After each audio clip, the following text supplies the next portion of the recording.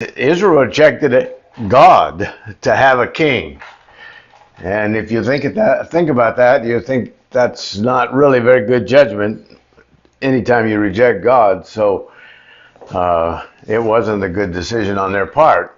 I was thinking just a bit ago that it's kind of interesting that with the form of government we have in the United States, where we get a chance to re-elect a king every 4 years, I guess. We call him a president, but he's the highest official in the government. And sometimes people are happy with it, and sometimes people are not happy with it. But in this case, the nation Israel shouldn't have done it because it was a bad move. It was actually a rejection of God. And I want to say, this is history. It's obviously the history of the nation Israel. It's something that maybe isn't if from a standpoint of politics and government and the world we live in, it isn't going to affect us at all. And it isn't specific instruction to us and for us as to what we as members of the church, which is Christ's body, are supposed to be doing. But it's one of those things that we talked about when we first started this subject, that the scripture tells us was written for our learning, that was written as an example. The things that they did as example to us. And when Paul, writing to the church of Corinth, says that, he says so that we wouldn't do what they did as we look at life and deal with life, that the decision they made was not a good one. So don't do what they did. It's there for our learning. And it's interesting to me when we look at this, that there's a lot of information as to how the human mind works. When we follow the nation Israel, we could start back with the promise that was made by God to Abraham. We could start back there, but I won't start that far back. But if we go back to the nation Israel when they were in bondage in Egypt, they had went in as 70 souls. They began to multiply. The Pharaoh that existed at that time became fearful that they would maybe overpower them if they were particularly in a war situation. But God was using and directing, when it came time for them to come out of Egypt, used and directed a man by the name of Moses and another man by the name of Aaron, because Moses wasn't really too anxious to get involved in that job at all. And among other things, he said he couldn't speak well. And so God told him, okay, I'll speak to you. You speak to Aaron, and Aaron will speak to the people.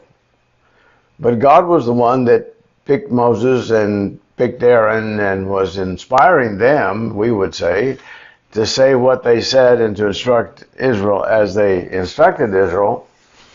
And you couldn't have it any better than that as far as coming pretty direct from God.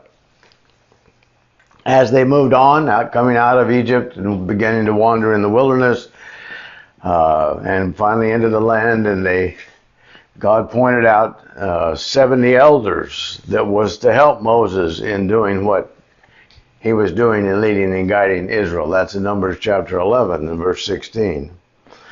And then, as we know, Moses, as their leader, sinned against God, and so he didn't get to go into the land that was promised to Israel, and that he had spent his life actually leading, his adult life, actually leading them in the direction of that land, and then round and round in the wilderness to the generation that refused to go into the land when they first got there, refused to go into the land, and God said, you'll wander in the wilderness till you all die.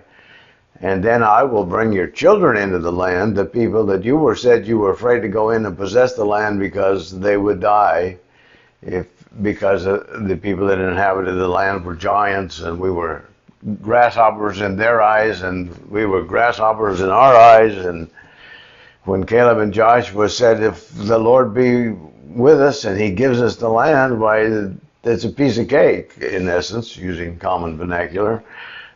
We can take that easy. And Yet the people actually were worked up by the naysayers, the ones that said we can't take the land, that they wanted to kill Caleb and Joshua. So Moses dies, and then God uses Joshua to bring them into the land. And in that time frame, there's the priest and that God has chosen and authorized and instructed as to how to dress, how to groom, how to handle the offerings, the sacrifices, the feast days, all of those things, and to teach Israel what they should do and should not do. And Samuel was a very special person in many, many ways as a judge in Israel. And he spent his lifetime kind of as a traveling judge. He moved from place to place, and that where he went, apparently if there were people that had disputes among themselves or disagreements of one kind or another, he was a judge, and he's the one that pretty much helped them sort out the problems that you're always going to have when you're working with people. You need a judge of some kind, somebody hopefully that people respect, and hopefully that has character and has a commitment to the truth and has no bias or prejudice or ill feelings towards somebody that may have some kind of a dispute with somebody else, but it would be able to be objective and balanced and render a judgment in the situations.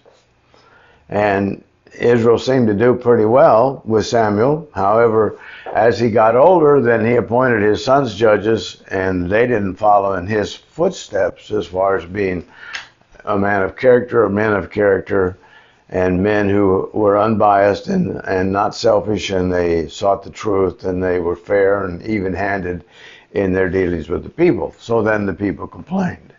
But their complaint was not against the people who were not the judges that they would like to have, but their complaint was against the system. They wanted to change the system. And so they looked around them and they saw that all the nations in the land had kings. And somehow they thought that would be a wonderful thing, and they would like to have kings. And so that's what they said. They said, make us a king like the nations around us. And they figured he would go out in and out before them. He would lead them in battle. He would protect them, guide them, direct them. And we ended our time together Tuesday night in 1 Samuel chapter 8, and we looked at verses 11 through 22. And I pointed out that, and in that chapter, in that context, God is telling Samuel to warn the people, you want a king like the nations around you, this is what you're going to get. And this is what he's going to do. And he tells them of all of the things that they have that the king is going to appropriate for himself, and that the skill of some of the people that the king is going to have work for him, not for the people that he ruled over as a king. And I mentioned that in that passage, and it starts out, this will be the behavior of the king who will reign over you. He will take your sons for his chariots. And he goes through a whole list of his chariots, for his horsemen, and those that would run ahead of his chariots. He'll appoint captains of his thousands and captains of his 50s, and he will take the best of your fields and your vineyards and your olive groves, and he's going to take that. And it's interesting, and I don't want to spend a lot of time with it because I want to move on, but it's interesting that at least 13 times in this passage we have the expression, he's going to take something of yours and it'll become his, or something of yours that will work for him. In other words, he's going to be taking from you, the people, your crops, your best young man, your best of everything that you have that he could use to further his best interest, his comfort, and his success in his eyes, he's going to take it from you. And the word his is in there 13 times, and I think I just counted another one, maybe 14. And yours that would become his, is the word yours is in there 15 times. And it's all negative, really, to the nation Israel if they were looking at it objectively. But they had a vision in their own mind. So we read, nevertheless, the people refused to obey the voice of Samuel.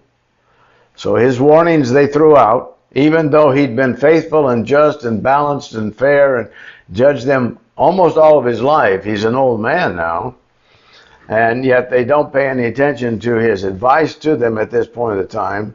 And so they said, they refused to obey the voice of Samuel, and they said, no, we'll have a king over us, that we also may be like all the nations. And they don't stop to realize that the nations are the nations that God is driving out of the land because of their wickedness and giving the land to the nation Israel.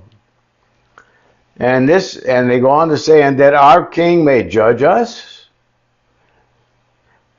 and go out before us and fight our battles. And when you look at that and you say, okay, where's the king going to get all the manpower, all the wealth, all of the cost to do all of this for you?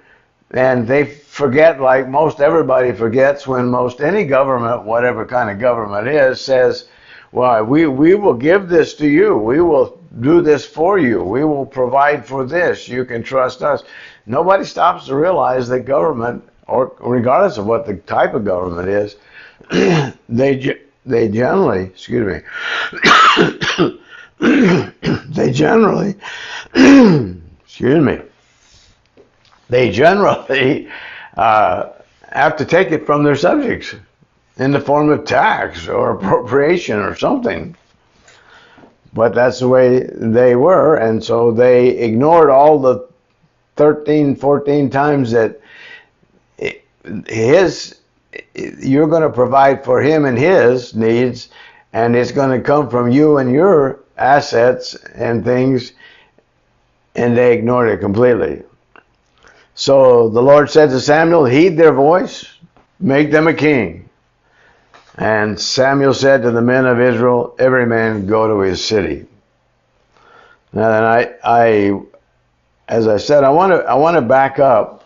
I said the other day I wanted to back up and look at Samuel, because Samuel's a very special person, and Samuel was used of God and came to be a servant of God in a kind of unusual way. Because Samuel was born to a father and a mother. The father's name was Elkanah, the mother's name was Hannah, and the father had two wives. One of them's name was Peninnah, and the other's name was Hannah, and I don't know which one he had first or which he got them, whether he got them both at the same time, but he had two wives. One had children, one didn't. And of course, for a woman, particularly in those days and particularly in Israel, to not be able to bear children was considered a very negative thing. And then, and so she prayed to God, and I want to read some of what comes down, because to me it's really interesting. Here's a man with two wives, and one of them can bear children, one of them cannot bear children. The one of them that can bear children apparently rubs it in, or belittles or looks down on or makes negative comments about the wife that has no children, and she's sad and sorrowful, and her husband loves her and apparently is doing all that he can to be to her what he can be, and she finally prays to God, and God and she made a promise to God.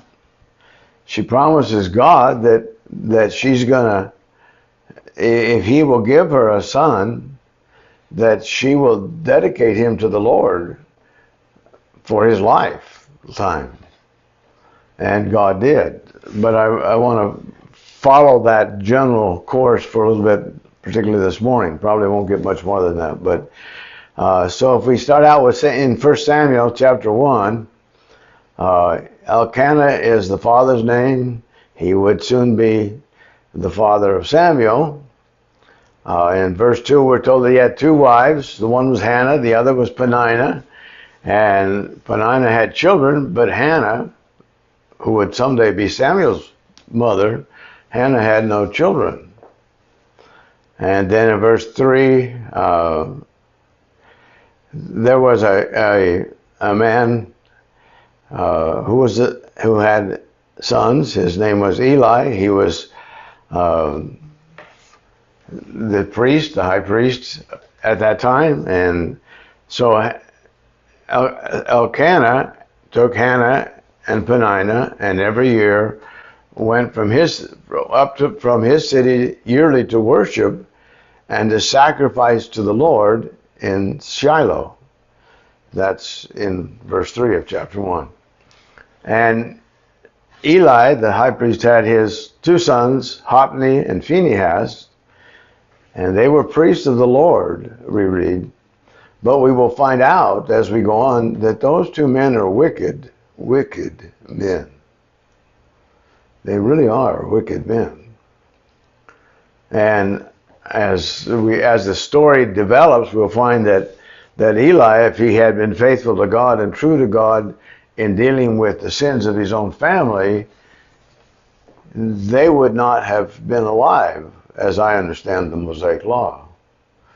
Because the sins that they were committing were capital crimes at that time.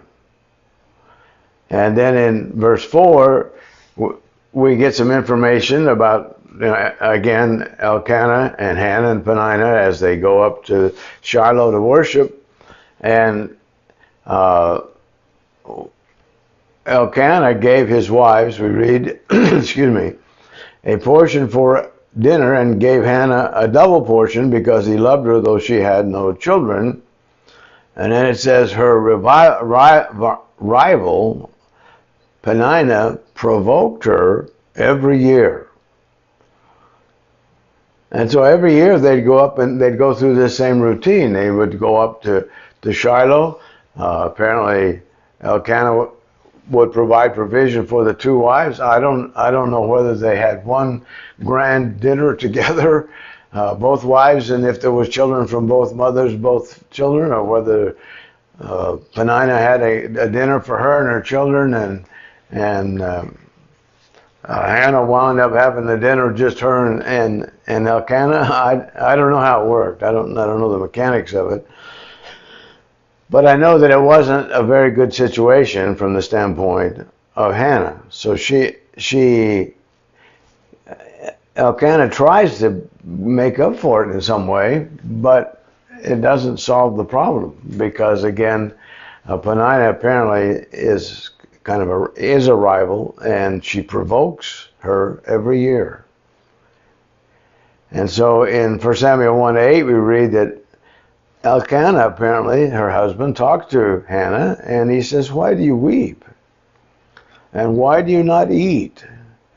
And why is your heart grieved? Am I not better to you than 10 sons?" Well, I think there's a couple lessons that we can learn there. There's sometimes that there are things that will trouble a wife, that will maybe a loss because of a death, or maybe something like this, that she doesn't seem to be able to bear children, and no matter how much her husband does, he can't make up for that loss, and he can't comfort that grief. And there's times and situations where we're either going to deal with our grief, our loss, our sorrow by casting it on the Lord, or nothing that anybody else can do can really change the situation. Because here's a woman that every year is going through this routine, and she's crying, she's not eating, her heart is grieved, her husband recognizes it, and he says, I try to be better, and apparently he does things that at least he considered should accomplish that he was tried to be kinder to her, more generous with her than 10 sons would have been. But it doesn't solve her own personal problem. She's got to deal with that her way and between her and the Lord. So in the 9th verse of the 1st chapter of 1 Samuel, Hannah rose after they finished eating and drinking in Shiloh. And then there's an observation. Now Eli the priest was sitting on the seat by the doorpost of the tabernacle of the Lord. So what Hannah's going to do is she's going to go and make a petition to God at the tabernacle, and Eli the priest is watching, sitting by the gatepost of the tabernacle. And so Hannah goes in verse 11 of chapter 1 and made a vow and said, O Lord of hosts, if you will indeed look on the affliction of your maidservant. In other words, she looked at that, her inability to have a child, as an affliction. And I mean, I know people, I've talked to people, tried to encourage people that were women and were married and couldn't have children. And I know for many of them, it's very sad. Sad to say, really sad to say, is we live in a world where there's a high percentage of women that would be glad not to be able to have children. And they're not really interested in being mothers and being homemakers and focusing their skills, their abilities on bringing up children that would be the next generation of people for whatever society or population they live in. But she said, if you indeed will look on the affliction of your maidservant and remember me and not forget your maidservant, but will give your maidservant a male child, then I will give him to the Lord all the days of his life. So in other words, she's making a commitment. Lord, if you give me a son, I'll give him to you, basically, and he'll serve you.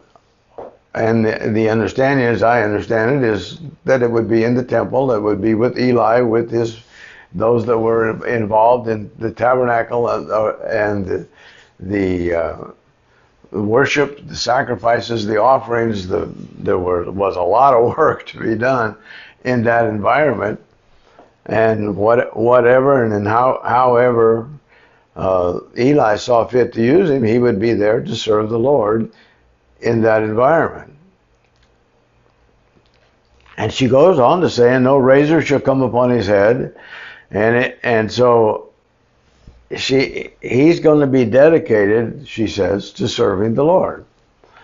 And Eli's sitting there watching her pray, and he sees her mouth working, but she's not praying out loud. She's just we would say mouthing. She's going through the movement of saying something, but she's not producing the noise. There's no sound coming out. And we read in verse 12 that it happened as she continued praying before the Lord that Eli watched her mouth. Well, for me personally, as I read about Eli, there's some things that I've already suggested that I think Eli had something missing in the way he came to conclusions and chose to do or not do certain things. And he's watching this, and he comes to a conclusion, which I don't quite know why. I would think that there would be a lot of people that would come to the tabernacle to come to pray and would be overcome, maybe weeping, maybe praying, but like Hannah is, but not letting the voice out, but her thoughts, her heart is praying, and her lips are moving consistent with if she was letting the voice out, I would think that he would understand what's going on. But in this case, I don't think he got it at all. Now, Hannah spoke in her heart, we read, only her lips moved, but her voice was not heard. Therefore, Eli thought she was drunk. Well, again, to me, to come to that conclusion at that point in that setting doesn't seem reasonable. But anyway, he thought she was drunk. So Eli said to her, "How long will you be drunk?"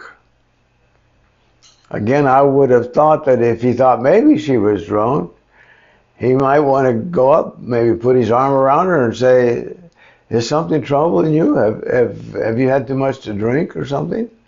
But he doesn't do it. Eli said to her, "How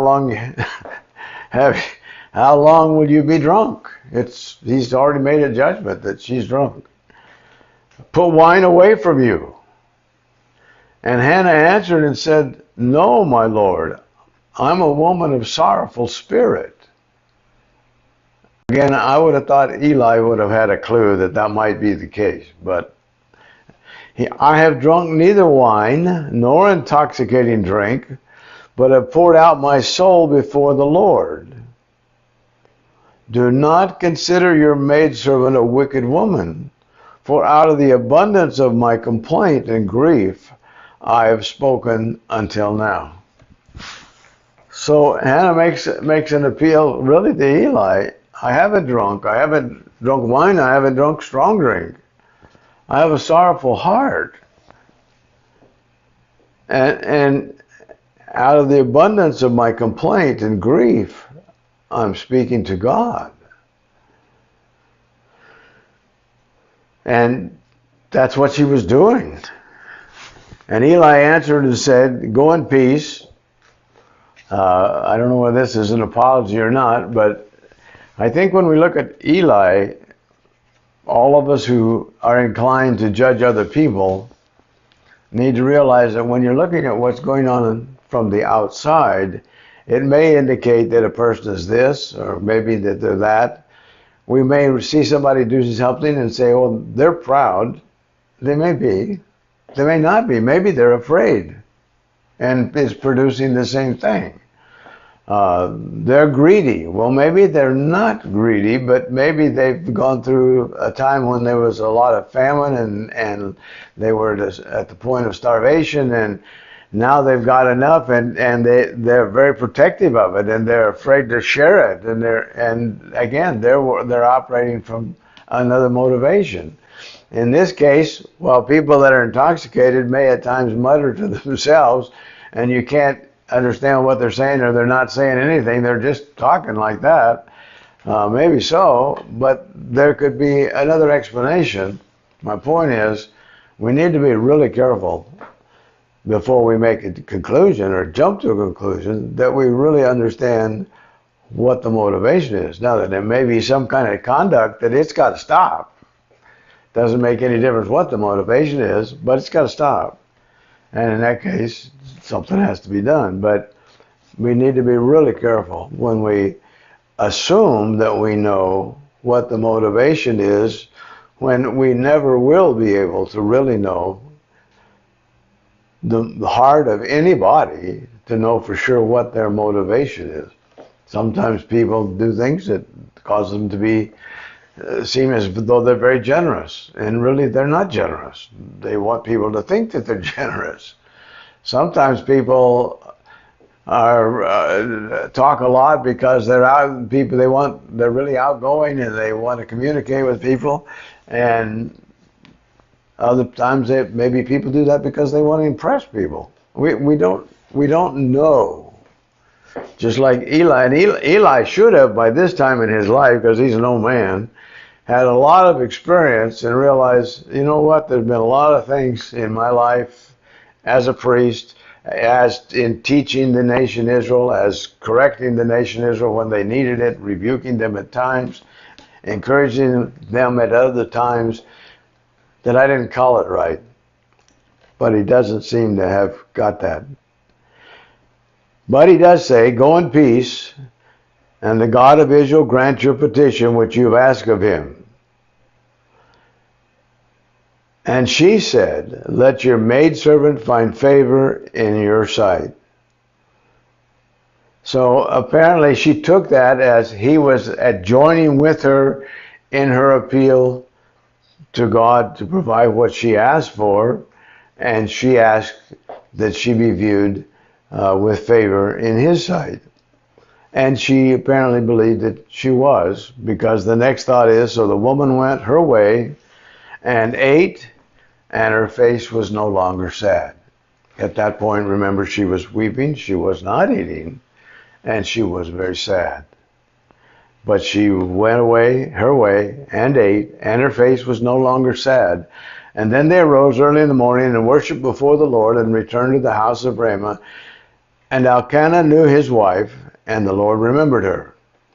Now then, Elkanah knowing his wife is one of those expressions the translators used, I think because they didn't want to say, well, the fact is that the two people came together, they had sexual love, intercourse, and that's what produces children. If you're going to have children, not then that doesn't mean they hadn't before or anything else, but I'm just saying that's what it was. They get to know his wife means more than just that he knew her, of course, as far as this is Hannah, this is my wife.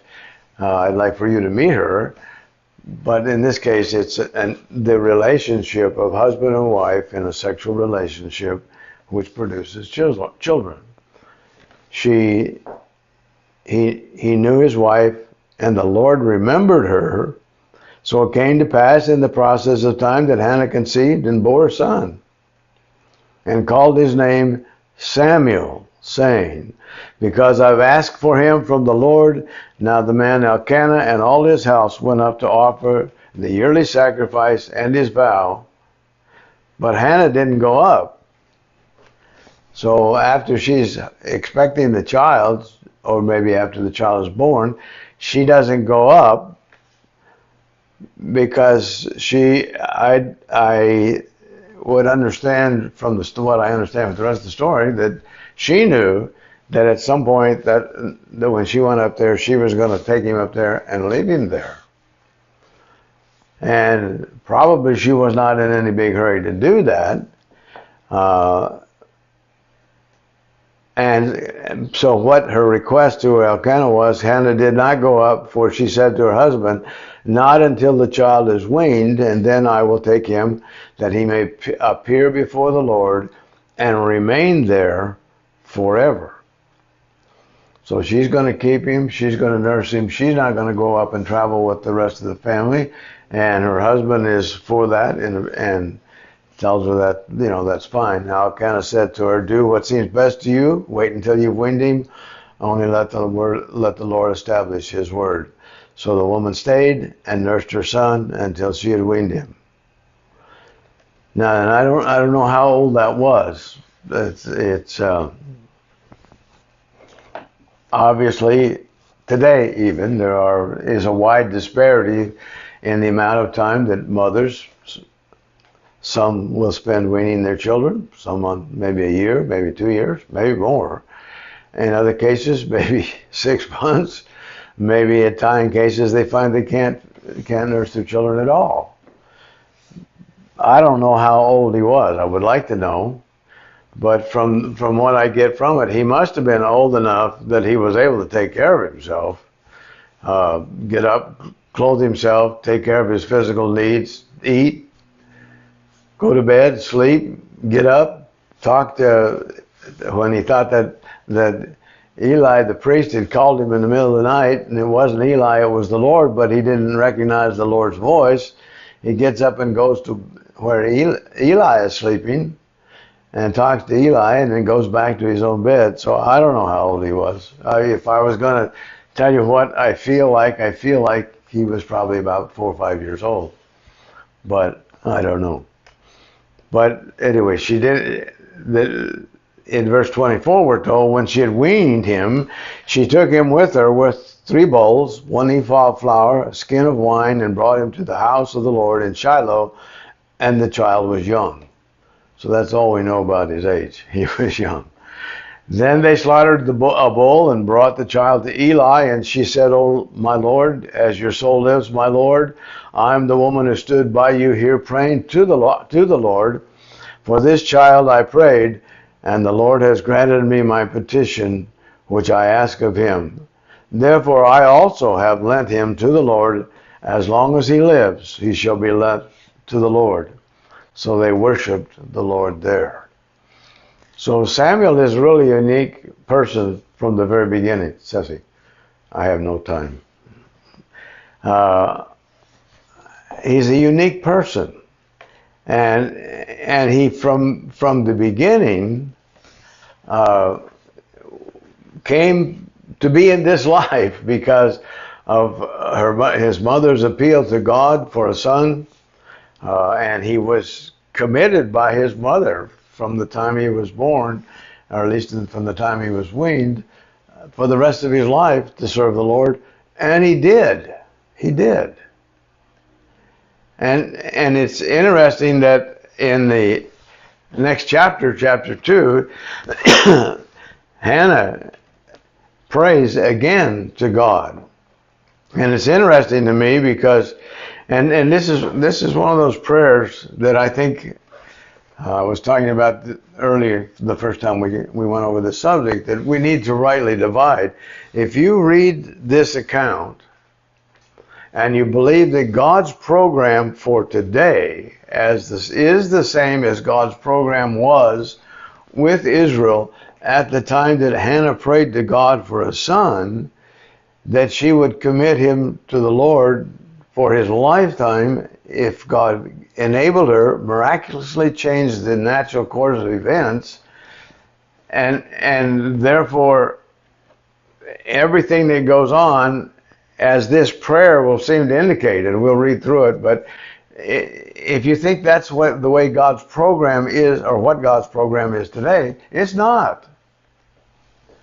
And so if you think in your heart that you ever prayed for anything, and I know there are people within the sound of my voice that have prayed to God for things that their heart desired. They were not bad things. They were not things that would be wrong for them to have.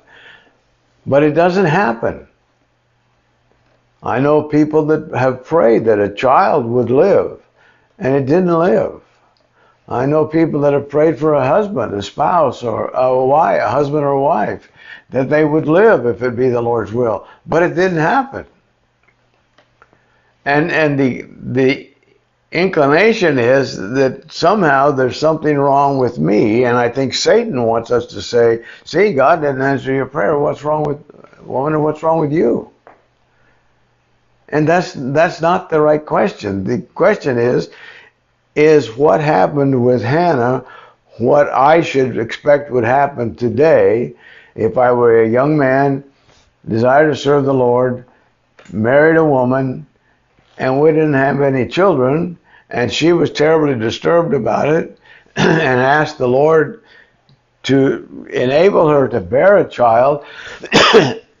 Should he do that? Is that something that he's doing today? Is that part of his program? Or is it more surely that he's promised that whatever it is that we face in the way of tests and trials today, he'll give us the strength to bear it.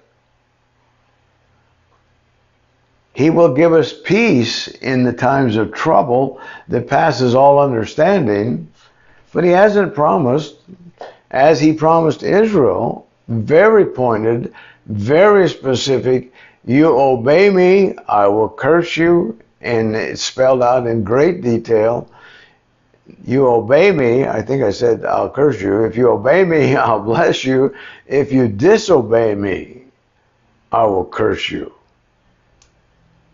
And it's spelled out in very clear and very precise detail in all the areas. Their crops, their herds, their land, their children, all down the line. He would change the natural course of events either for them or against them, depending on the life they lived. And so I believe we need, as we go into a prayer like this or a story like this that we've just read, and I'm not using story, it's not fiction, it's reality, an account of something that happened like this, that we're really careful to ask the four questions. Who's speaking? To whom is he speaking? On whose authority? And for what period of time? Because Hannah prayed and said, my heart rejoices in the Lord. My heart is exalted in the Lord. I shall smile at my enemies. And I assume that she's reflecting on whoever it was that was giving her a hard time because she had no children. I will smile at my enemies because I rejoice in your salvation. No one is holy like the Lord. That's true for all times. There's none beside you. That's true for all times. Nor is there a rock like our God. And that's true, except that for the church, we benefit in a spiritual sense more than in a physical sense with land and multiplied descendants and multiple crops and winning in battle and being the head and not the tail of the nations and possessing a significant piece of real estate. The church doesn't have any of that, but God is still the same God. And then she says, I assume speaking to those who had given her a hard time, talk no more so very proudly. Let no arrogance come from your mouth. For the Lord is the God of knowledge, and by him actions are weighed. The bows of the mighty men are broken, and those who stumbled are girded with strength. Those who are full have hired themselves out for bread, and the hungry have ceased to hunger. Even the barren has borne 7, and she who has many children has become feeble. The Lord kills and makes alive. He brings down to the grave and brings up. The Lord makes poor and he makes rich. He brings low and he lifts up. He raises the poor from the dust. He lifts the beggar from the ash heap to set them among princes and makes them inherit the throne of glory. For the pillars of the earth are the Lord's. I can't read through that and say that applies to me physically, financially, health-wise, economically, for today. That's not God's promise to me for today. But that was his promise to Israel. No question about it. And she goes on, for the pillars of the earth are the Lord's, and he set the world upon them. He will guard the feet of his saints, but the wicked shall be silent in darkness. For by strength no man shall prevail. The adversaries of the Lord shall be broken in pieces. From heaven he will thunder against them. The Lord will judge the ends of the earth, and he will give strength to his king and exalt the horn of his anointed. So this has to be understood in the light he's speaking to a woman of Israel, to the nation of Israel, at a time when God has promised them that if you serve me and obey me, I will bless you. If you disobey me, I will curse you. And people are not, just because they ignore the Lord and seem to be successful, in time he will bring them down. At times when they seem to be down and it looks like maybe they're not pleasing the Lord, he will bring them up. But that's what he promised to the nation Israel, and that's not his program for today. So then we move into chapter 2. Elkanah went to his house at Ramah, but the child ministered to the Lord before Eli the priest. I don't know how the child felt. I would think that would be a little scary. Maybe it was, maybe it wasn't. I don't really know. But I know that if I were Samuel's parents, I would have been really anxious if they knew what was going on in the temple, in the tabernacle, in the tabernacle. Because what Eli's sons were doing was gross immorality and a gross violation of the instruction from God as to how the priests were to receive the meat that was offered in sacrifices for their own consumption. They were supposed to take of that food and eat it. And I'll go ahead and we'll go on through the account, but what Eli's sons, Hophni and Phinehas, were doing was a terrible thing. And in the 12th verse, while the child, Samuel, ministered to the Lord before Eli the priest, in the last part of verse 11, the next thought in verse 12 is, the sons of Eli were corrupt. The sons of Eli were corrupt. They did not know the Lord. They were in the tabernacle. They were serving the people in the sacrifices. They were eating of the sacrifices, as was legitimate, but they didn't know the Lord. Just because you go to church doesn't make you a Christian, any more than because you drive your Chevrolet into the Ford garage will make it a Ford. There is something that will turn a lost, guilty sinner to a child of God, but it's accepting Jesus Christ as our personal Savior, crying out to God for forgiveness, and having a commitment of heart and mind to serve Him, and to read and study His Word so that we may know what that means to serve Him. The sons of Eli were corrupt, but Samuel, the child, ministered to the Lord before Eli the priest. Verse 13 says, the priest's custom with the people was that when a man offered a sacrifice, the priest's servant would come with a 3-pronged flesh hook in his hand, and while the meat was boiling, then he would thrust it into the pan or the kettle or the cauldron or the pot. I guess they had either they were different vessels or enough words to describe them so that we know what they were doing for sure. And the priest would take for himself what the flesh hook brought up. So the meat was cut up, tossed into a pot. It was boiling in water, and the priest would stick in this flesh hook. And I picture something with 3 prongs on it. I'm not sure what it had, and bring it up, and then whatever was on it, he'd take it home, give it to his wife, I assume, and she'd fix it for them, and they'd eat it. But Eli's sons, they didn't like boiled meat, and so they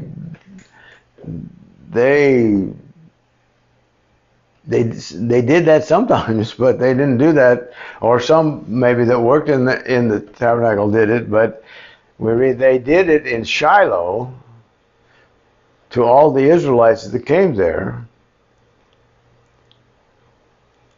Also, but in addition, they burned the fat. The priest servants would come and say to the man who sacrificed, "Give me for roasting to the priest, for he will not take broiled meat from you." So the guy comes to the people that are offering the sacrifice, and it's being boiled, and he'll say, "No, we want it before." He doesn't want boiled meat. He wants raw meat. "Give meat for roasting to the priest, for he will not take boiled meat from you, but raw." And if the man said they should really burn the fat first, then I understand from the way this is being said that if they took the meat before they threw it in the pot and cut the fat off of it and burned it, that would be acceptable. He says they should really burn the fat first, and then you may take as much as your heart desires. And he would then answer him, no, you must give it now. And if not, I will take it by force.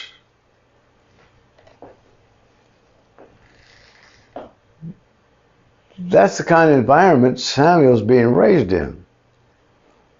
That's the kind of people Eli's sons were. That's why they're referred to partly as being corrupt and not knowing God. And we read in verse 17, therefore the sin of the young men was very great before the Lord, for men abhorred the offering of the Lord. Also, it'll come out in just a few minutes that they were committing fornication with the women that came to the tabernacle. So it was morally a deteriorated and a corrupt situation that Samuel was being raised in. And the parallel I like to make with that is that I believe we live, and those of us who are raising children, and if you're a child, a young person that you're being raised today, you're being raised in a very corrupt environment. Not any worse probably than Samuel was being raised in, but it's a pretty corrupt environment. And we read about Samuel in verse 18, but Samuel ministered before the Lord, even as a child, wearing a linen ephod. So Samuel worked in that environment before the Lord, even in that environment. And it goes on in chapter 2 and verse 19 that his mother would bring him a little robe year by year when she came with her husband to offer the yearly sacrifice. Eli would bless Elkanah, his wife, and say, the Lord give you descendants from this woman for the loan that was given to the Lord. And then they would go to their own home. So every year they went, and every year she brought a different robe, and I don't know what she did when he got to be a man. It would start maybe as a pretty small robe when he's a child, but I don't know how big a man he was, but let's say he was 6 feet tall. It'd be a good sized robe. But she was still his mother, and that was, from all we have from the account, about the extent of their interaction. I'm sure they visited and they talked and some, but she would bring him a robe every year. Now, how long she did that, I don't know. And he goes on to say in verse 21 that the Lord visited Hannah so that she conceived and bore 3 sons and 2 daughters. So she had 6 children altogether. And then there's another expression. Meanwhile, the child Samuel grew before the Lord. So in this environment, Samuel is growing all of the time. He knows more about the scriptures. He knows more about the Mosaic law. He sees what's being done. He knows what the scriptures say should be done. And he gets some insight from God that he has to reveal to Eli that is very scary for a young person to do. But in verse 22, then we pick up Eli and his situation. Eli was very old. I don't know how old that is. Maybe he was my age, 82. Maybe he was older, I don't know. But he was very old.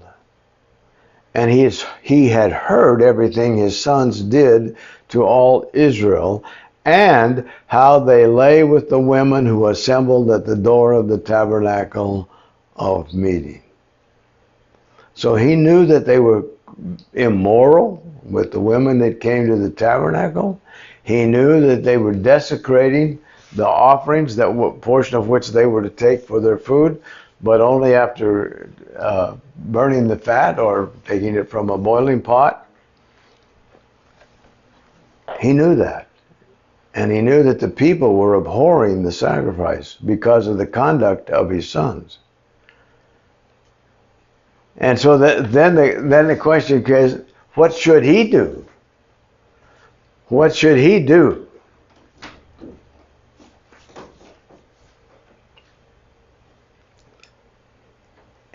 Well, what he does is, as far as I'm concerned, very anemic.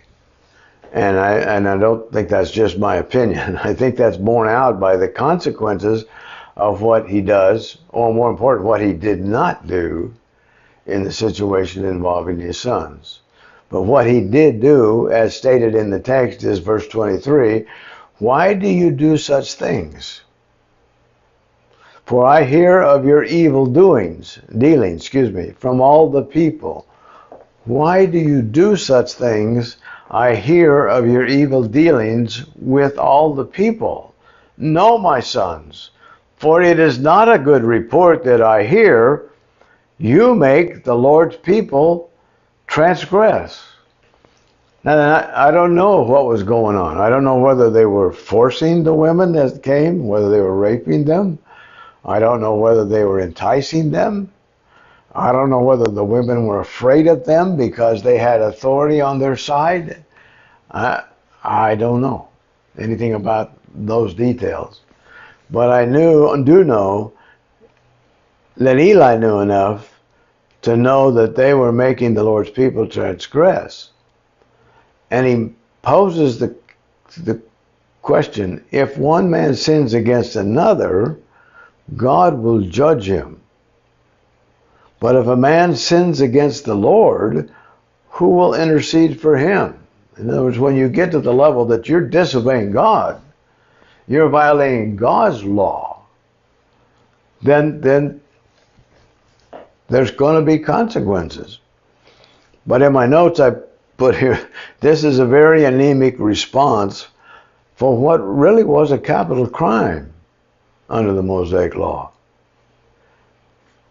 But the text says, nevertheless, they did not heed the voice of their father because the Lord desired to kill them, not him. I want to stop and think about Samuel again just a minute, and then I'm going to close, because there's a verse in chapter 3, we haven't got to it, but it says, Samuel grew, and the Lord was with him, and let none of his words fall to the ground. That's a pretty amazing statement, because he goes into this wicked environment as a very young boy. And he basically is raised in this environment to a young man. And then an old man as he serves the nation Israel throughout his lifetime as a judge. But when we think about Samuel, there's about 4 passages of scripture that mention him, and they all mention him in a positive light. In 1 Samuel 2:21, we read, the Lord visited Hannah so that she conceived and bore 3 sons and 2 daughters. Meanwhile, the child Samuel grew before the Lord. Now that you could say, well, that was just in front of the Lord. You don't know whether it was positive or negative, but in light of the fact that there isn't any negative, I'm going to take it that it's positive, because there is some positive. And then in chapter 2, moving down in verse 26, the child Samuel grew in stature and in favor, both with the Lord and men. So he's a lily, you might say, growing out of the mud, because morally he's in a pretty muddy, mucky environment. And the example certainly being set by Eli's sons, and the lack of Eli dealing effectively with the sin of his sons, if it's going to do anything, it's going to tend to make him feel bitter, or that there's no real value in serving the Lord, or doesn't make too much difference whether you do or whether you don't. But Samuel's able to keep his orientation between him and God. And so he grew in stature and in favor, both with the Lord and men. And my point in emphasizing these passages is, I know young people that are being raised today in a pretty corrupt, confused, frustrated world in which we live. And I know parents that are trying to point their children and trying to set an example before their children. I know parents that aren't setting a very good example. So even children raised in an environment where the example may be terrible, they still can grow up and mature and have a commitment between themselves and the Lord, and it be said of them, the child grew in stature and favor both with the Lord and with men. And I know some children that have done that. I know some. I know some children that haven't too. So it comes back to the commitment that each of us have in our own personal heart between us and the Lord. And while we look at the world around us, and I see it going down as far as the country and the strength and the might and the integrity of the country, I see it going downhill. Yet, the fact is that I do know children are being raised, have been raised in a deteriorating environment, and they do find favor both with the Lord and with men. And then 1 Samuel 3:19 to me is a passage that when I first, I don't know, years and years, when I was young, before I was married even. But that passage, Samuel grew, I think probably my mother taught it to me, that's why I know it. Samuel grew, and the Lord was with him, and let none of his words fall to the ground. Children, normally speaking, tend to be not too careful about what they say, and not too accurate sometimes about what they conclude. They seem everything in blacks and whites. But children can learn to be respectful, to be polite, to be courteous, to be honest, to be moral. They can have a commitment of heart and mind to be that way because of their love for God and His provisions for them, regardless of the world they live in, the environment, the home they came out of. We can all go back and live in such a way as to be right before God. And then in 1 Samuel chapter 9, there's a passage of scripture when Samuel's old, and actually it's a son of Saul, the man that would become the first king of Israel, that's looking for his father's his father's donkeys, and he can't find them. And he says to the person going next to him, or the traveling with him, look, there is in this city a man of God, and he is an honorable man. All that he says surely comes to pass. Let us go there. Perhaps he can show us the way that we should go. And it was Saul talking. Not Saul talking. It was Saul's son talking, and he was looking for Saul's donkeys. And his servants make the suggestion that let's go see Samuel. And he describes him as a man, and in this case he's getting to be a pretty old man. And he says, in this city he's a man of God. He's an honorable man. All that he says surely comes to pass. Let's go there. And he wants to go see Samuel. So Samuel, who grew and the Lord was with him and let none of his words fall to the ground, is now an old man. But that's his reputation.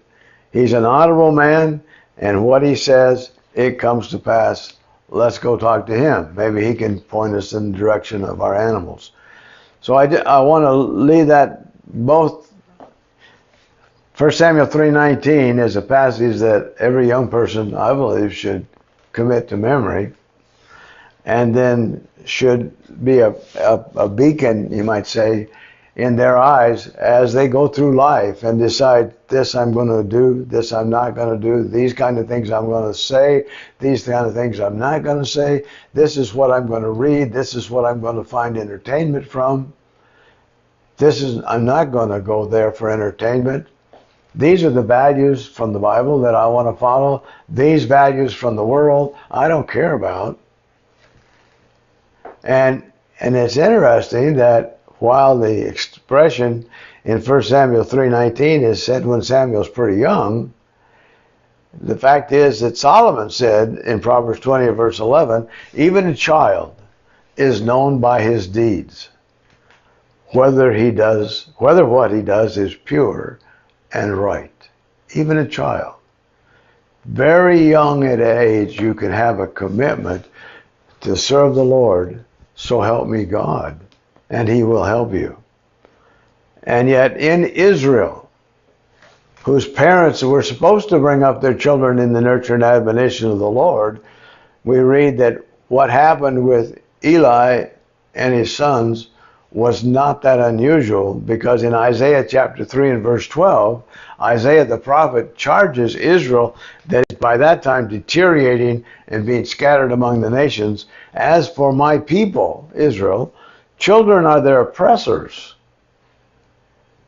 Well, that wouldn't be a child that the Lord was with him and let none of his words fall to the ground. Children are their oppressors, and women rule over them. O my people, those who lead you cause you to err and destroy the way of your paths. And if you go back and look at some of the conduct of many of the kings, it wasn't very good. But whether you're being raised in the United States or some other part of the world today, or we're back in the time of Samuel, you can grow, and the Lord will be with you if you commit your heart to him and accept him as your Savior, and he will enable you to not have your words fall to the ground.